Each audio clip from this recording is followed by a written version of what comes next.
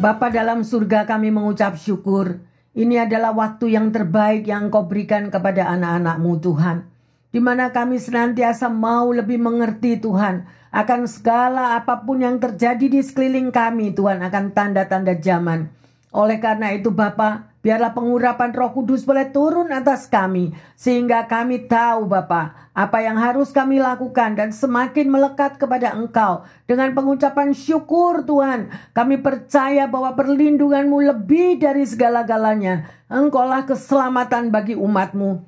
Terima kasih Bapa dalam surga, dan saatnya kami boleh mau lebih lagi Tuhan mengerti dan belajar akan firman Tuhan. Karena kami tidak tahu akan apapun yang harus kami hadapi di dalam tantangan menghadapi era di akhir zaman ini. Terima kasih Tuhan Yesus, terima kasih Roh Kudus, beracaralah dan kami siap untuk belajar bersama-sama dan lebih setia dan setia melakukan akan kehendak-Mu. Di dalam nama Tuhan Yesus, hamba berdoa, haleluya. Yang percaya dan siap untuk bersama-sama mengerti akan kebenaran firman Tuhan mengatakan, amin, amin, amin. Yang terkasih, shalom. Ya, selamat siang, kita bertemu kembali karena kasih anugerah Tuhan, semua sehat, semuanya tetap kuat, berjalan bersama Tuhan Yesus. Ada amin? Ya, tema khotbah pada siang hari ini adalah bagaimana saudara dan saya mampu menghadapi tantangan di era akhir zaman.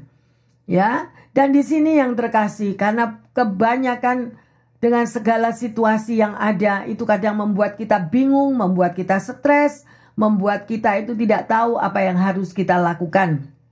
Tetapi kita mau belajar di sini bersama-sama ya, di dalam Daniel 11 ayat 32b.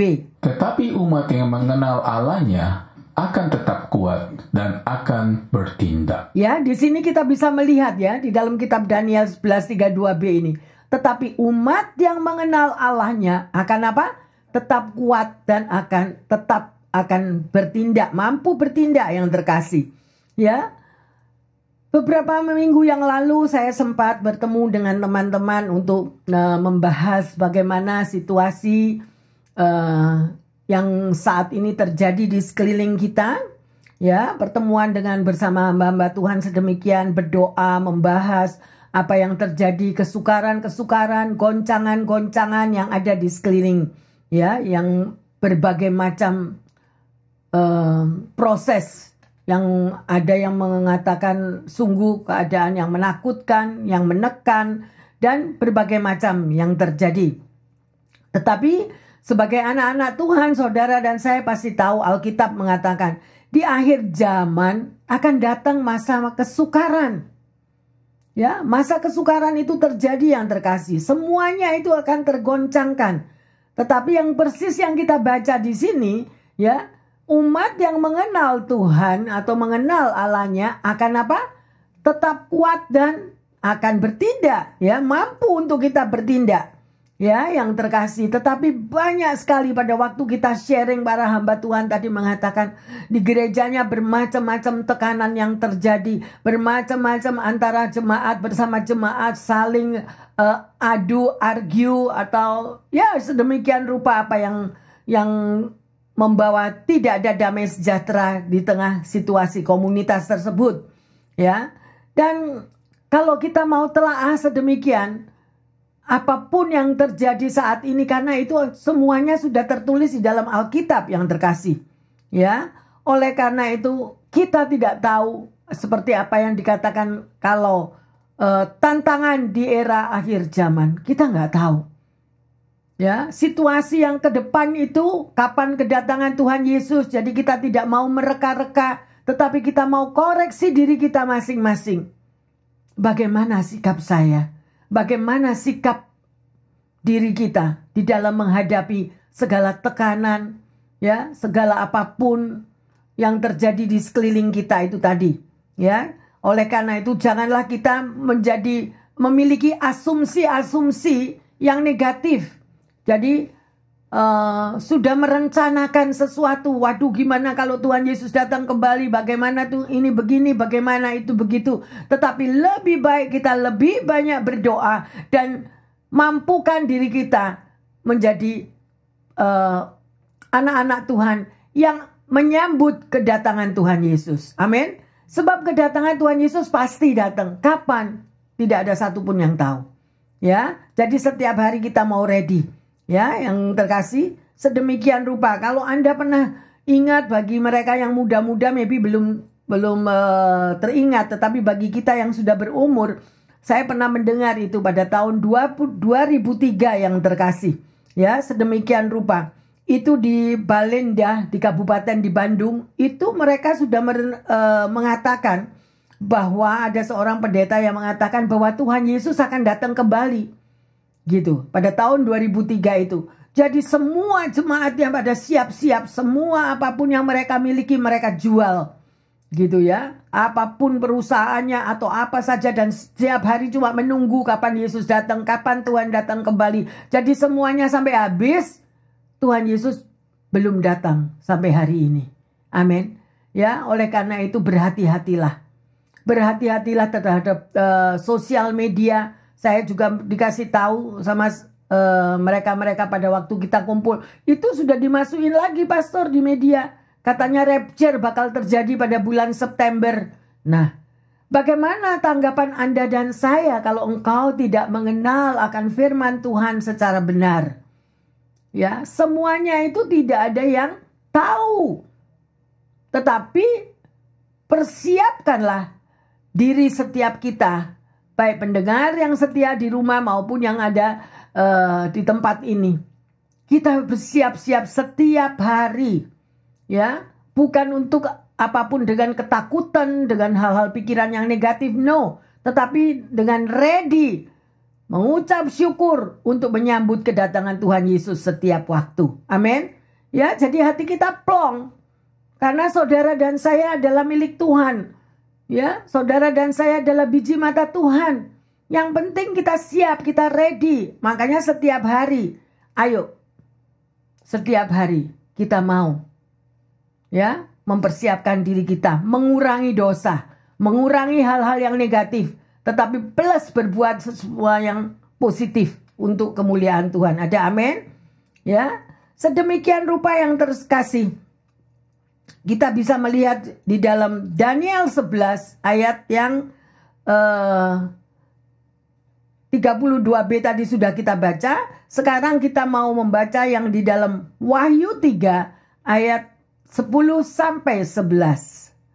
Karena engkau menuruti firman-Ku untuk tekun menantikan Aku, maka Aku pun akan melindungi engkau dari hari pencobaan yang akan datang atas seluruh dunia untuk mencobai mereka yang diam di bumi. Aku datang segera. Peganglah apa yang ada padamu, supaya tidak seorang pun mengambil mahkotamu. Amin. Ya, sekalipun di sini dikatakan aku datang segera. Ya, tapi segeranya itu kapan? No one knows. Oke, kita yang mesti be ready. Ya, buat semua yang terbaik bagi Tuhan, senangkan hati Tuhan, lakukan semuanya kepada sekeliling kita. Ya, kita tetap nice, kita tetap bisa merangkul, wartakan sabda Tuhan. Karena firman Tuhan amanat agung apa? Jadikan semua bangsa muridku. Dan berapa banyak orang yang sudah kenal Tuhan. Berapa banyak saudara bisa membawa jiwa itu untuk mengenal Tuhan. Karena dengan adanya mengenal Tuhan Yesus, mereka akan mengalami keselamatan. Ya, jangan cuma memikirkan, pokoknya aku yang selamat. No, yang terkasih. Ya, sedemikian rupa. Ya, Tuhan senantiasa menjadi sandaran kehidupan Anda dan saya. Kalau kita diselamatkan, selamatkan juga orang lain. Itulah amanat agung. Ya, sedemikian rupa. Pegang apa yang ada padamu. Jadi jangan sampai kita goyah. Gitu loh. Kalau kita sendiri yang goyah, maka kita akan bagaimana semuanya. Ya, kalau kita sendiri yang goyah, kita jadi bimbang. Dan kekuatan kita di dalam Tuhan akan semuanya menjadi merosot. Jangan, justru kita perkuat di dalam doa, perkuat di dalam waktu bersekutu memuji menyembah Tuhan. Amin. Haleluya. Mari kita lihat di dalam 2 Timotius 3 ayat yang pertama. Ketahuilah bahwa pada hari-hari terakhir akan datang masa yang sukar. Ya, jelas kan? Sudah dibilang kalau masa yang sukar, kalau Anda sekarang melihat saat-saat ini masa yang sukar di mana-mana. Di dalam pekerjaan, kemarin ada juga yang sharing ya. Tekanan di dalam pekerjaan itu luar biasa. Mau keluar itu keluarganya makan apa? Kalau tidak keluar di dalam pekerjaan ditekan sedemikian rupa. Ya, jadi masa-masa yang sukar dan itu sudah menjadikan apa? Tanda-tanda pada hari-hari terakhir. Terakhirnya kapan? Tidak ada satu yang tahu yang terkasih. Kita nggak mau bikin rencana-rencana, nggak usah. Yang penting kita serahkan semua kepada Tuhan. Tuhan, saat dan waktu ada di dalam tangan Tuhan. Amin. Tidak ada di dalam tangan kita yang terkasih. Ya, sedemikian rupa. Ya, oleh karena itu yang terkasih banyak sekali yang harus kita pelajari. Cintailah akan firman Tuhan. Karena firman Tuhan itu pemandu di dalam hidup Anda dan saya. 2 Timotius 3, 10-13. Tetapi engkau telah mengikuti ajaranku, cara hidupku, pendirianku, imanku, kesabaranku, kasihku, dan ketekunanku.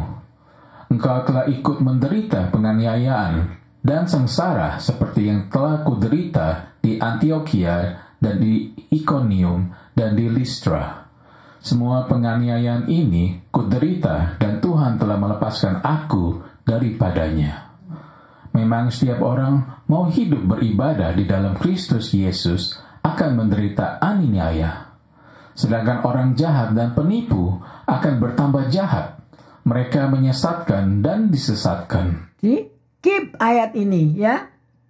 Meteraikan ayat ini di dalam hati kita yang terkasih. Ya, lihat itu tadi pada ayat 11. Coba diturunin ini. Di mana ayat 11 dikatakan, kita ikut menderita. Ya. Di dalam apapun yang terjadi di sekeliling kita. Ya. Tetapi Tuhan tetap akan menyelamatkan saudara dan saya. Keep it ini, pegang ini. Apapun yang engkau alami, Tuhan tetap beserta kita dan Tuhan akan melepaskan kita. Ayat yang ke-12. Ya. Orang yang hidup di dalam Kristus mengalami semua tekanan-tekanan tersebut. Ya, jadi udah kok cuma aku ya Bu Pendeta yang mengalami apapun penderitaan seperti ini, kok cuma aku? No, semua. Tadi kan udah dibilang sakit bersalin. Seluruh dunia mengalami yang terkasih. Tetapi jalan keluarnya berbeda-beda. Pada waktu ditekan, kita lari ke Tuhan Yesus. Atau pada waktu kita mengalami tekanan, kita justru lari meninggalkan Tuhan Yesus. Pilihan ada di dalam tangan kita. Ya, kalau kita tetap di dalam Tuhan Yesus, Dia yang akan melepaskan tekanan itu dari hidup saudara dan saya. Amin. Ya, luar biasa. Kita lanjut seperti apa yang dikatakan oleh Derek Prince yang terkasih. Ya, Derek Prince mengatakan bahwa kalau Anda beribadah, itu Anda memiliki kuasa. Ya, kuasa di dalam ibadah itu tadi yang mengubah kehidupan Anda dan saya, yang lemah menjadi kuat, yang sedih, kesedihannya juga terangkat, ya. Dan itu dapat Anda alami di dalam ibadah. Oleh karena itu, jangan tinggalkan ibadahmu dengan Tuhan Yesus. Saling mensupport satu dengan yang lain. Ya, berapapun kita menjadi orang pilihan Tuhan, jangan menoleh ke kiri dan ke kanan. Ya, kita masuk surga itu between kita dengan Tuhan.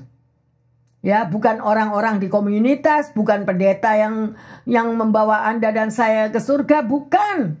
Hubungan pribadi kita dengan Tuhan itu yang membawa Anda dan saya boleh bertemu muka dengan Tuhan Yesus. Ada amin?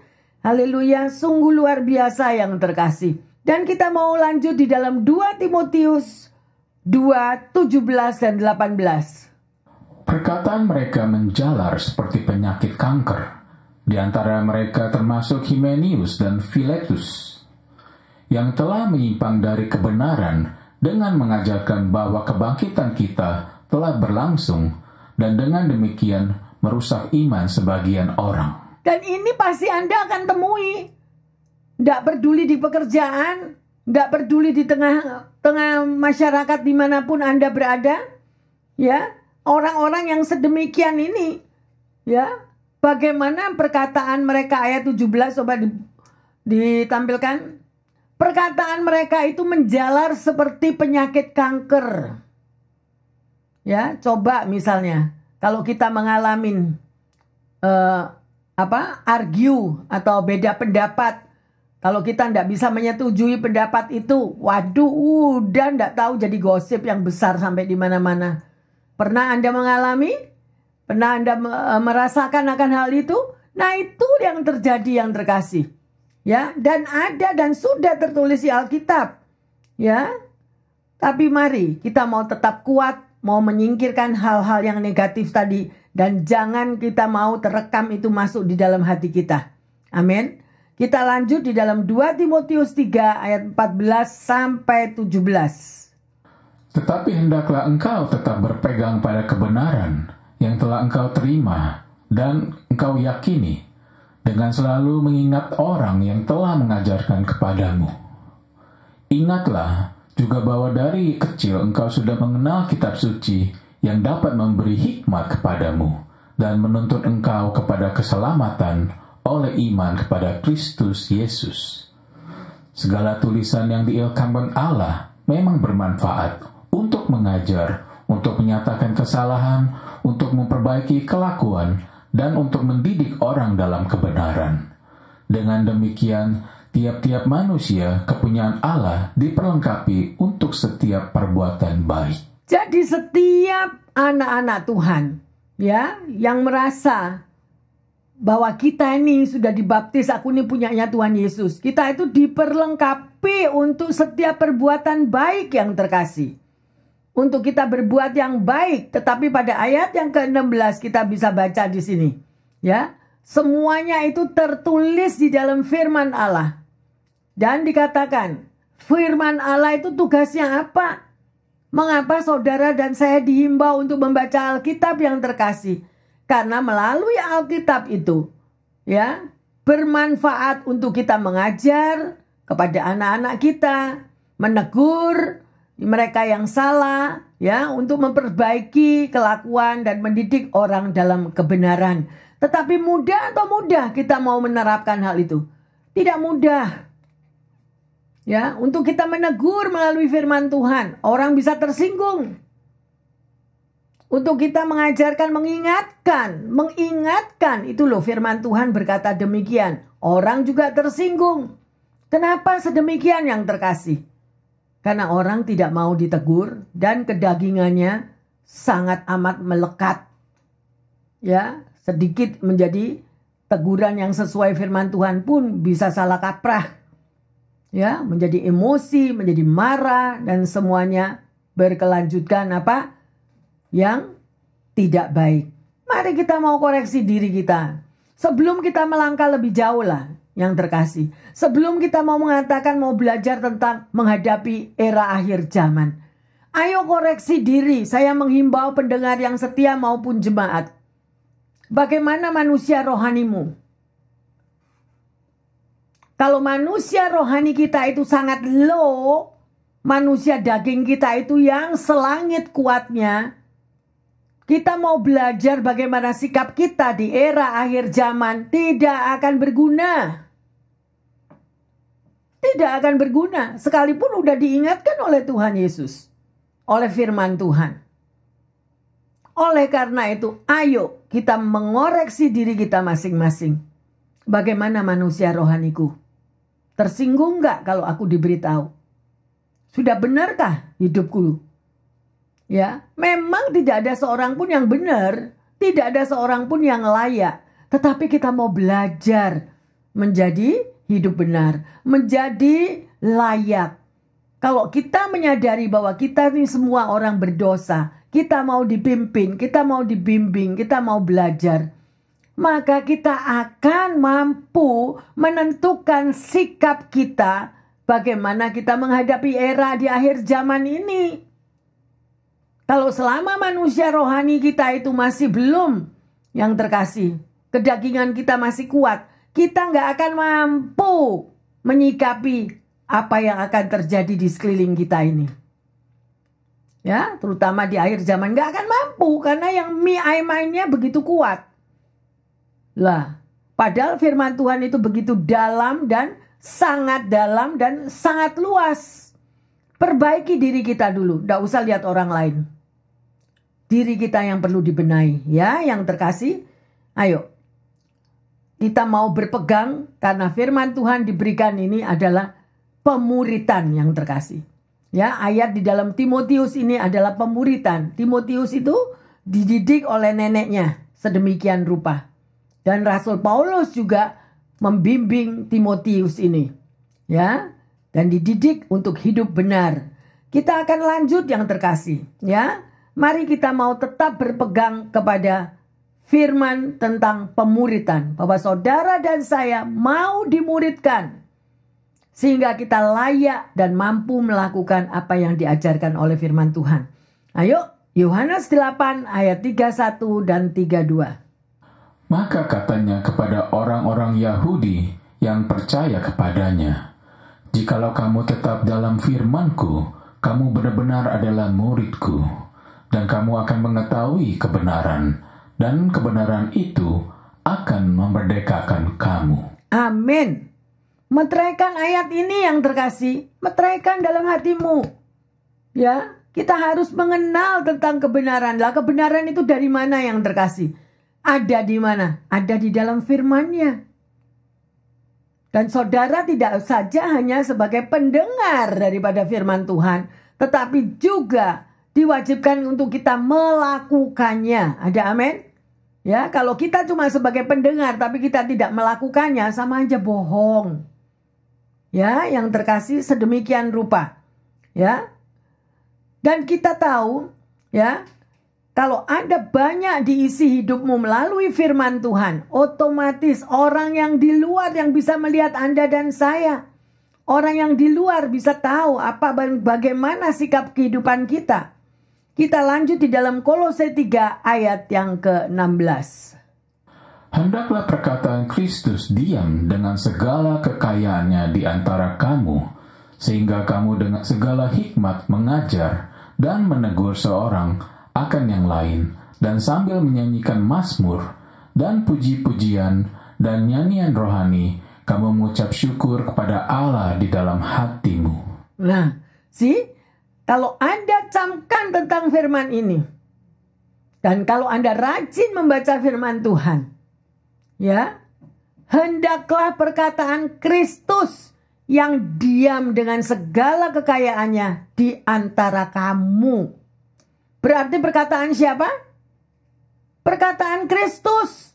Bukan perkataan gosip. Bukan perkataan tetangga yang berbicara tentang hal-hal yang negatif. Ya, tetapi dengan firman Tuhan, saudara dan saya akan memiliki hikmat, bisa mengajar, bisa menegur seseorang dengan yang lain. Sambil apa? Sambil kuncinya is nice. Ya, menegur dengan kasih, menegur dengan sikap yang positif, sikap yang manis. Di sini dikatakan sambil menyanyikan mazmur, puji-pujian, nyanyian rohani, mengucap syukur kepada Allah dalam hatimu. Artinya apa? Bukan manusia daging yang kita tonjolkan, tetapi yang ada di dalam diri kita adalah buah-buah roh. Semua orang boleh menegur. Semua orang bisa menegur. Orang tua terhadap anak juga. Ya, sedemikian rupa. Tetapi teguran kita itu tadi menggambarkan kasih Kristus di dalam hati kita. Sering kali saya menegur anak saya. Bagaimana dia menegur anak-anaknya kalau lagi berbuat satu kesalahan. Jangan menegur dengan emosi. Jangan menegur dengan emosi. Sebab anak itu punya pikiran kok. Anak itu bisa diajak bicara. Ya, jadi sebagai orang tua kita juga hati-hati untuk kita menegur anak-anak kita. Perkataan yang manis, perkataan yang lemah lembut itu bisa lebih dicerna dengan perkataan kalau orang tua itu memberitahu dengan emosi. Semuanya akan jadi berantakan. Nggak tambah didengar. Nggak tambah didengar sama anak. Percaya deh. Ya, haleluya. Luar biasa yang terkasih. Ya, mari kita mau belajar. Ada 3 sikap hidup yang baik. Apa yang saudara akan pelajari bersama-sama ini. Ya.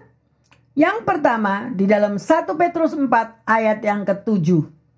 Kesudahan segala sesuatu sudah dekat. Karena itu kuasailah dirimu dan jadilah tenang supaya kamu dapat berdoa. Amin. Ya, jadi penguasaan diri itu amat sangat perlu yang terkasih. Ya, amat sangat perlu. Jadi kalau kita tidak ada penguasaan diri, maka yang ada cuma emosi. Kita berbicara dengan emosi, berpikir juga dengan emosi, bertindak juga dengan emosi, dan semuanya jadi salah kaprah. Amin. Ya, mari. Ya, kita akan mau menjadi berkat yang terkasih. Dan ini menjadi tantangan di dalam hidup saudara dan saya. Penguasaan diri itu nggak mudah loh. Nggak mudah. Hanya kalau kita sungguh-sungguh memiliki hubungan pribadi dengan Tuhan. Ya, jadi yang pertama adalah menguasai diri kita. Banyak sekali di akhir zaman ini penguasaan diri itu tidak terlihat yang terkasih.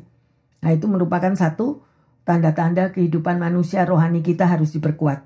Yang kedua, jadilah tenang. Nah, kalau orang tenang, itu orangnya emosi apa enggak? Ya, kalau orangnya tenang berarti kita enggak ada emosi. Ngomong juga tenang, bertindak juga tenang. Ya artinya bukan lelet-lelet ya. Ya senang kontradiksi dengan lelet-lelet. Kalau lelet-lelet itu ya saudara sendiri yang mencerna ada ya. Ya.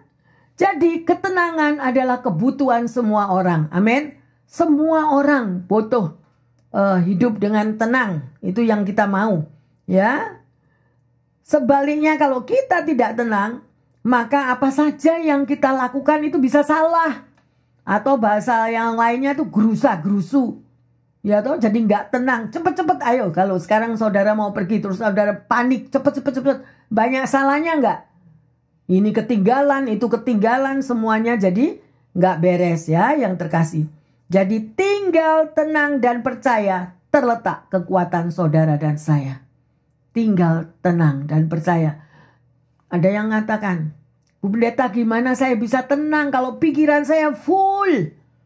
Pikiran saya penuh tekanan hidup bertubi-tubi, gimana saya bisa tenang? Saya cuma mau kasih satu solusi yang terkasih. Duduk diam, berdoa, mengucap syukur. Serahkan masalahmu kepada Tuhan. Semua punya masalah kok, tidak cuma kita. Tidak cuma diri Anda, diri saya, semua punya. Tapi gimana kita bisa mempraktekkan supaya kita bisa kembali tenang? Kuncinya sudah dikasih. Di mana Tuhan Yesus sendiri yang mengatakan, datanglah kepadaku hai engkau yang letih, lesu dan yang berbeban berat. Aku akan memberi sentosa kepadamu. Jadi datang kemana? Datang kepada Tuhan Yesus. Bukan datang ke tetangga. Bukan justru pelariannya ke mall. Ya, bukan berlarinya kemana-mana ke tempat duniawi. Bukan itu yang terkasih. Engkau bisa lari-lari ke tempat duniawi, nanti pulang sama aja tambah segudang stresnya. Amin. Ya, sudah ada kuncinya. Bagaimana Tuhan itu yang sudah memberikan jalan. Kalau Anda rajin membaca firman Tuhan, di Mazmur 62 ayat pertama dikatakan apa? Hanya dekat Allah saja aku tenang. Lah, bukan hanya dekat tetangga, bukan cuma hanya dekat pacar, no. Hanya dekat Allah saja saudara dan saya tenang. Ya, artinya apa dekatnya? Masuk dalam doa, mengucap syukur, memuji, menyembah, baca firman-Nya, Anda akan mengalami kedamaian dan ketenangan. Amin. Haleluya. Yang ketiga apa yang terkasih? Suka berdoa. Jadi di dalam sikap bagaimana kita memasuki era menghadapi akhir zaman. Suka berdoa. Tadi yang pertama apa? Ayo. Masih belum keluar dari tempat ini. Ya, yang terkasih.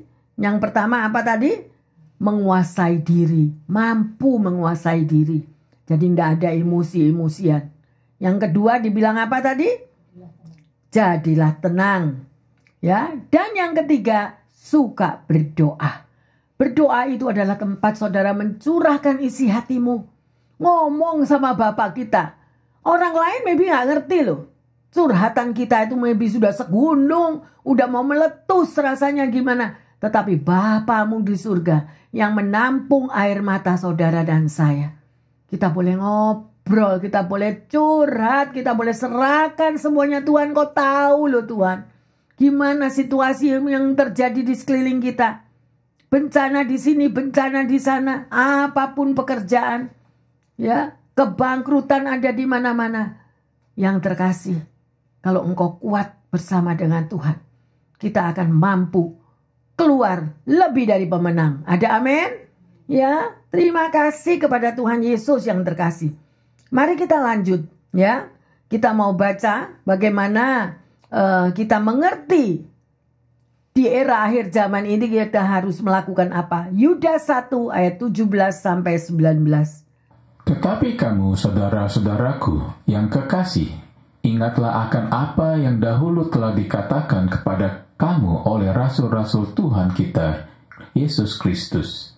Sebab mereka telah mengatakan kepada kamu, menjelang akhir zaman akan tampil pengejek-pengejek yang akan hidup menuruti hawa nafsu kefasikan mereka.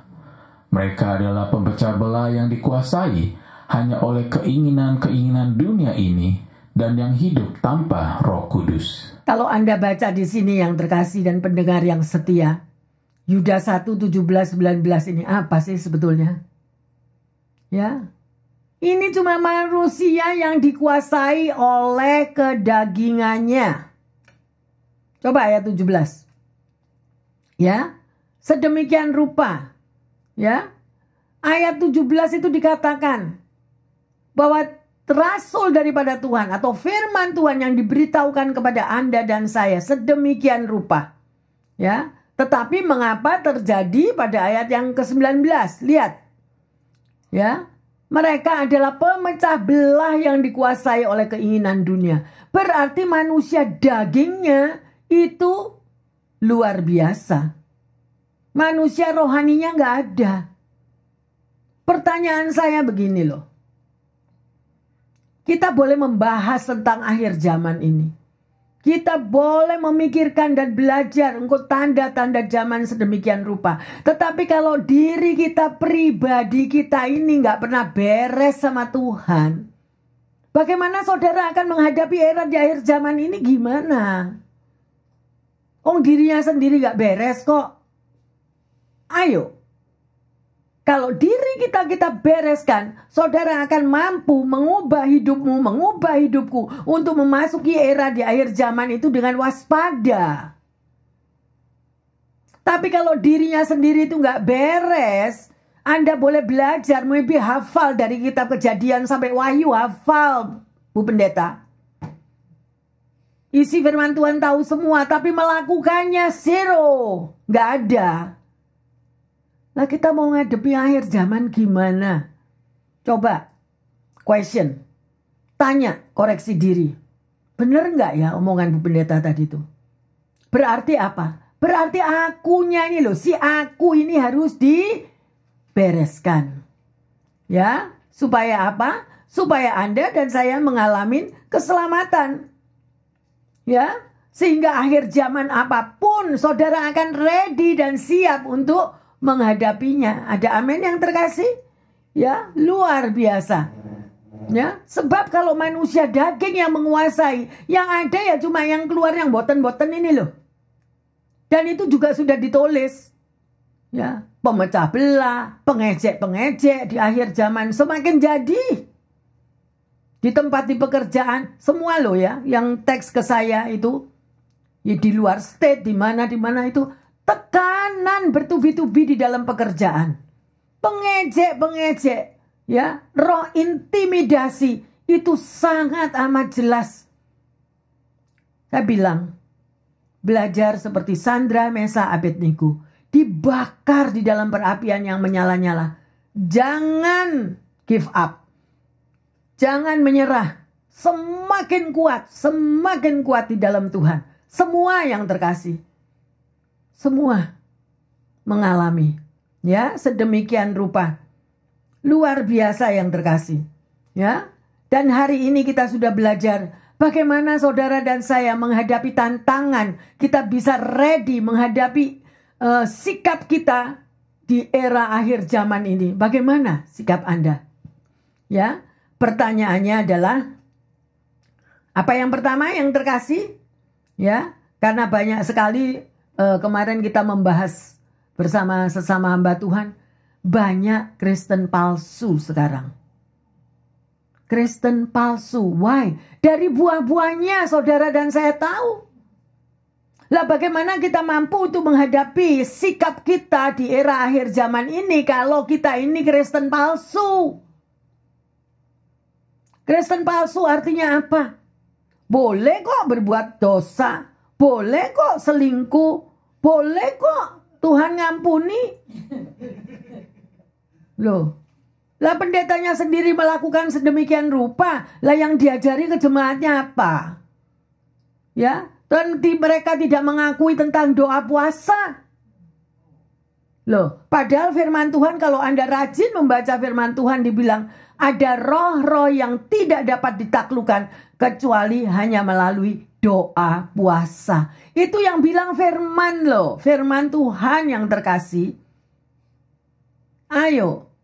Ya, sedemikian rupa ajaran-ajaran yang diajarkan itu semuanya itu di luar daripada firman Tuhan. Boleh berbuat salah, enggak apa-apa. Boleh ini begini, enggak apa-apa. Semuanya enggak apa-apa. Ya, yang terkasih sungguh-sungguh berbahaya ajaran-ajaran yang seperti itu. Ya, dan pertanyaannya bagaimana sikap Anda dan saya menghadapi tantangan di akhir zaman ini tadi kita sudah belajar. Ya, yang pertama, apakah saudara dan saya mau diajarkan oleh firman Tuhan? Mau enggak dipimpin oleh firman Tuhan? Hidupmu dan hidupku ini loh. Hidup sesuai dengan firman Tuhan. Mau enggak melakukannya? Bukan cuma sebagai pendengar, tetapi sebagai pelaku. Ya, sedemikian rupa. Ya, yang kedua, apakah saudara dan saya mengizinkan firman Tuhan itu menegur kesalahan-kesalahan kita? Ada orang kalau ditegur firman Tuhan marah toh? Iya, ada. Why? Karena dagingnya itu kuat. Gak mau, aku selalu benar loh. Ya toh, sedemikian rupa. Ya, yang terkasih, apakah kita bersedia dengan adanya firman Tuhan itu untuk memperbaiki segala perilaku kehidupan kita? Jadi dengan adanya saudara membaca firman Tuhan, otomatis seperti tadi Derek Prince mengatakan, ya, kalau kita banyak membaca firman Tuhan, otomatis itu masuk dan dilakukan, itu akan mengubah kehidupan kita. Jadi dari dulu menghadap gelap, sekarang udah menghadap terang. Gitu loh. Orang lain yang bisa menilai hidup saudara dan saya. Oh iya ya, dulu dia hidup dalam kegelapan. Sekarang dia sudah berubah. Dia sekarang menjadi anak-anak terang. Bahkan juga menyelamatkan orang-orang yang lain. Karena belum mengerti dan mereka dibimbing oleh firman Tuhan. Ya, yang terkasih, firman Tuhan adalah segala-galanya di dalam kehidupan Anda dan saya. Ya, firman Tuhan juga mendidik kita.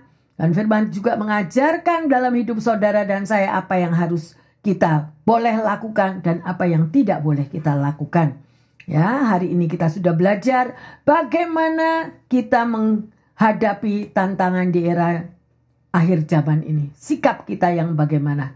Ya, dan sebagai ayat emas kita baca Yudas 1 ayat 20-23. Akan tetapi kamu, saudara-saudaraku yang kekasih, bangunlah dirimu sendiri di atas dasar imanmu yang paling suci dan berdoalah dalam Roh Kudus.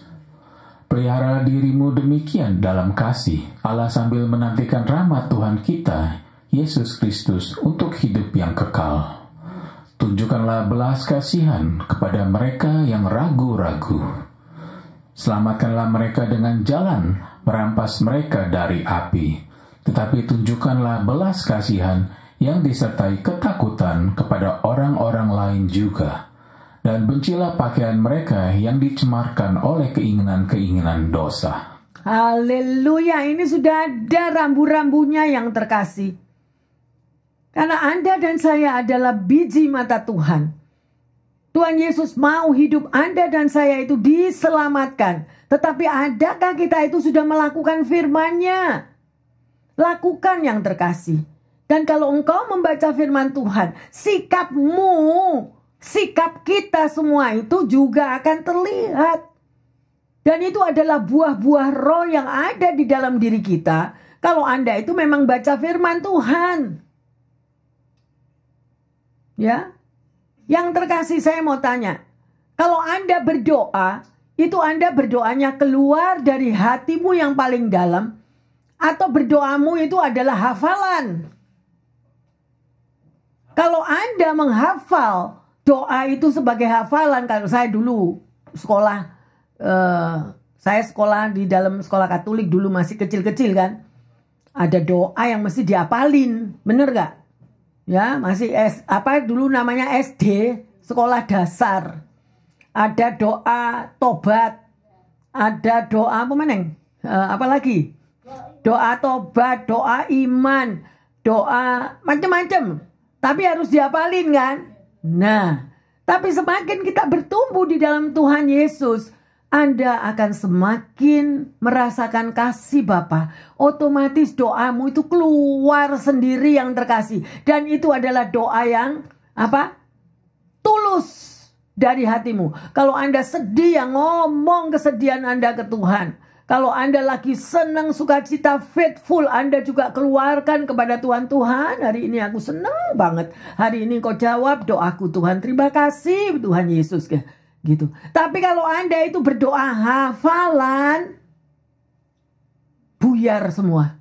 Betul? Karena itu bukan pure heart yang terkasih. Bukan dari dalam hatimu. Ya, ini kita belajar, sama-sama belajar. Dulu saya juga menghafal, tak apa-apa. Tapi dengan tambahnya waktu, tambahnya umur, tambahnya relationship bersama Tuhan, otomatis doa Anda itu spontani. Keluar dari hatimu yang paling dalam. Amin. Haleluya. Ya, yang terkasih, hari ini kita sudah belajar bagaimana, sekali lagi mungkin Anda bosan saya berkali-kali mengatakan, bagaimana sikap saudara dan saya menghadapi tantangan di akhir zaman.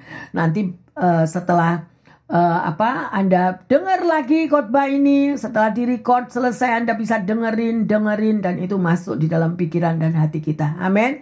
Tuhan Yesus memberkati. Mari kita bangkit berdiri, kita masuk dalam doa. Tuhan Yesus, saya bersyukur, kami bersyukur Tuhan, bahwa apa yang kebenaran firman Tuhan Engkau ajarkan kepada kami pada hari ini Tuhan.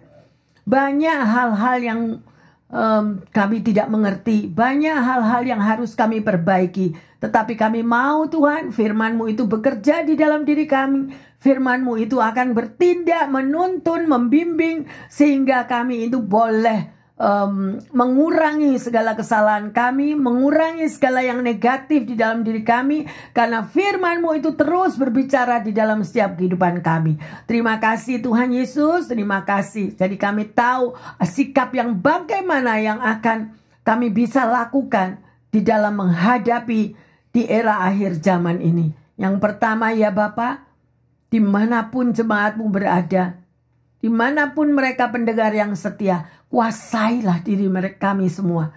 Kuasai Bapak. Biarlah manusia rohani yang muncul Tuhan. Manusia rohani yang bertumbuh-tumbuh dengan luar biasa. Sehingga manusia jasmani itu semakin berkurang-kurang ya Tuhan. Terima kasih Bapak. Secara khusus hamba berdoa bagi mereka yang lagi kekurangan kesehatan. Mereka yang membutuhkan jalan keluar Tuhan. Untuk segala apapun yang dialami di dalam tubuhnya Bapa. Engkau raja di atas segala dokter. Engkau mampu menyembuhkan anak-anak-Mu. Apa saja penyakit yang dideritanya. Dan Engkau tahu yang terbaik di dalam kehidupan anak-anak-Mu. Bahwa Tuhanlah jawaban dari segala beban tekanan hidupnya.